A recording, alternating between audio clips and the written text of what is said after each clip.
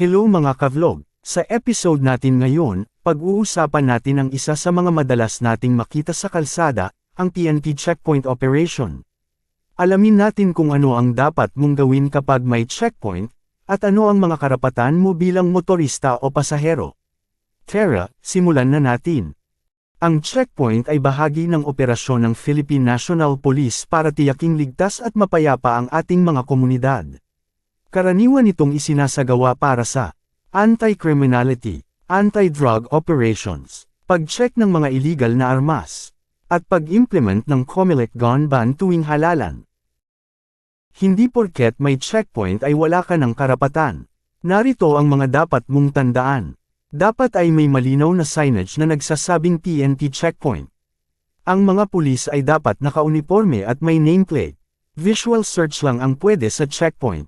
Ibig sabihin, bawal buksan ang sasakyan mo o ang compartment mo nang walang pahintulot. Hindi ka obligado bumaba ng sasakyan, maliban kung may probable cause o malinaw na basehan ng mga pulis. Maging magalang pero mapanuri. Pwede kang magtanong at mag-record kung kinakailangan, lalo na kung may kakaibang nangyayari. Kapag dumaan ka sa checkpoint, eto ang dapat mong gawin. 1. Bumagal at huminto sa tamang lugar. 2. Ilagay ang kamay sa manibela kung driver ka. 3. Makipag-cooperate ng maayos. 4.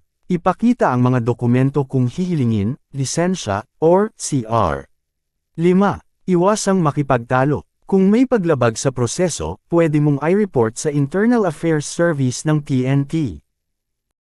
Ang mga checkpoint ay para sa kaligtasan nating lahat, pero mahalagang alam natin ang ating mga karapatan at tungkulin.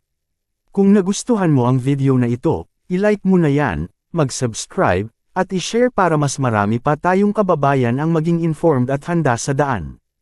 At tandaan, ang batas ay para sa lahat, kaya maging maalam at mag-ingat lagi sa biyahe.